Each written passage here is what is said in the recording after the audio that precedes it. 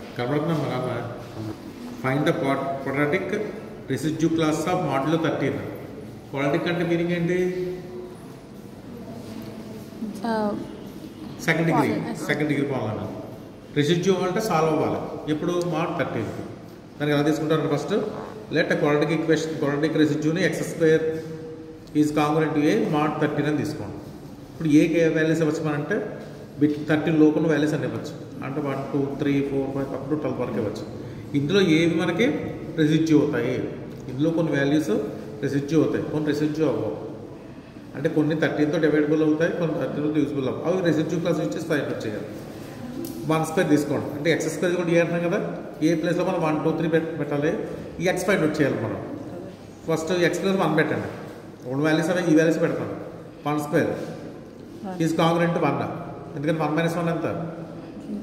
0. ఇక్కడ 0 చూసి 13 కరెక్టే కదా. 13 / 0 కరెక్టే, అందులో రాసాం. 2² కాంగ్రుయెంట్ 4. ఎందుకంటే 4 - 4 0. 13 / 0. నెక్స్ట్ 3² 9. అంటే ఈ లోపల నెంబర్ వస్తే ఎస్టీ నెంబర్ రాసేయచ్చు. ఎందుకంటే పెద్ద నెంబర్ వచ్చింది అనుకోండి, అప్పుడు మనం మార్చాలండి.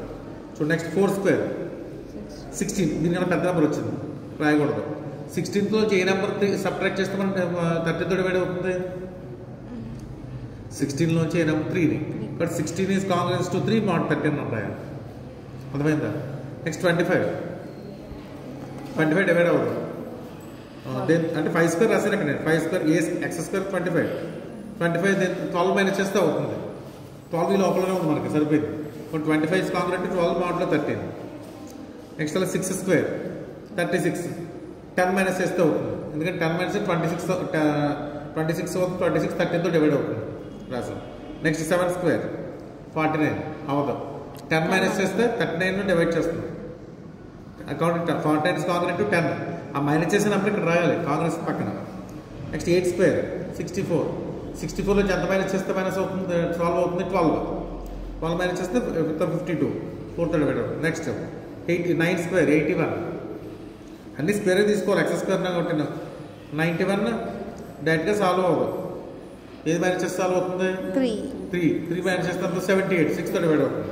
100 121 91 అయితే సాల్వ్ అవుతుంది. కాబట్టి కాంగ్రెస్ టు 9 రాయాలి. 9 మైనస్ చేయాలి. 11² 121 డివైడ్ అవుతుంది. దాంట్లో 4 మైనస్ చేస్తే ఎంత వస్తుంది? 118. అది డివైడ్ అవుతుంది. దేర్ఫోర్ రెసిడ్యూ క్లాస్ ఏమొస్తుంది? మనం డివైడ్ అయ్యి ఏమొచ్చాయి ఇక్కడ? 1 వచ్చింది, 4 వచ్చింది, 9 వచ్చింది, 3 వచ్చింది, 12 వచ్చింది, అంతేనా? ఇవి వచ్చి 10 వచ్చింది. ఇవే రెసిడ్యూ క్లాస్. మిగతావన్నీ నాన్ రెసిడ్యూ క్లాస్. డివైడ్ అయ్యి వచ్చాయి ఇక్కడ 1 3 4 5 10 12 ఇవి రెసిడ్యూ క్లాసెస్. మీకు ఇంకేం మిగిలిపోయి ఇక్కడ? 2 మిగిలిపోయింది, 5 మిగిలింది, 7 8 నెక్స్ట్ 11 మిగిలింది. ఇవన్నీ నాన్ రెసిడ్యూ క్లాస్ అన్నమాట. ఇవి రెసిడ్యూ క్లాస్. ఇది ఎగ్జాంపుల్, ఇంకో ఎగ్జాంపుల్ చెప్తాను చూడండి.